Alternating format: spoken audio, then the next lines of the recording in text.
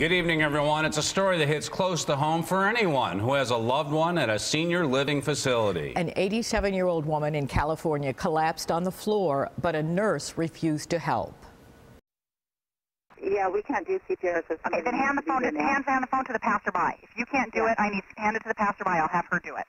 Or if you've got any citizens there, I'll have them. No. Anybody there can do CPR. Give them the phone, please. This woman's not breathing enough. She's going to die if we don't get this started. By the time medics arrived, it was too late. The facility's policy prevented the nurse from performing CPR. Tonight, we're asking if local senior living homes follow the same rules. News 4's Lou Raguse is looking into this tonight. Lou?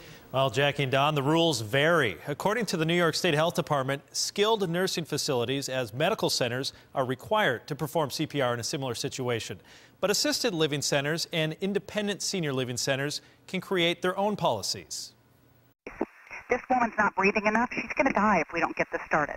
It is difficult to listen to the exchange between a 911 dispatcher and a nurse in California with the life of an 87-year-old woman in the balance, especially for those who found themselves in a situation where they've potentially saved lives. At any time, whether I was in my building or out in the community, if I came upon someone that didn't have a heartbeat and wasn't breathing, I would immediately start CPR. Kristen Crandall is a licensed nurse and the administrator of the Blocher Homes in Williamsville.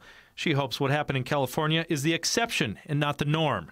She says the policy at Blocher Homes is to call 911 and render any help possible. Two other local senior living facilities, Asbury Homes in Gettsville and Greenfield in Lancaster, say they have the same policy. I mean, I think it's just human nature. And again, being a good Samaritan, being a professional, of course, you want to do everything to save the life of someone. But according to the New York Department of Health, it's up to the assisted living and independent living facilities to create their own policies for these situations. We don't have a policy or procedure to do CPR. We don't have a policy or procedure not to do CPR.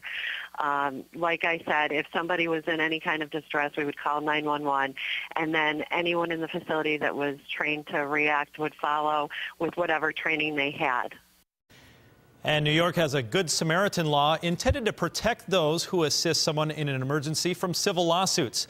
And it does offer some protection to trained medical professionals.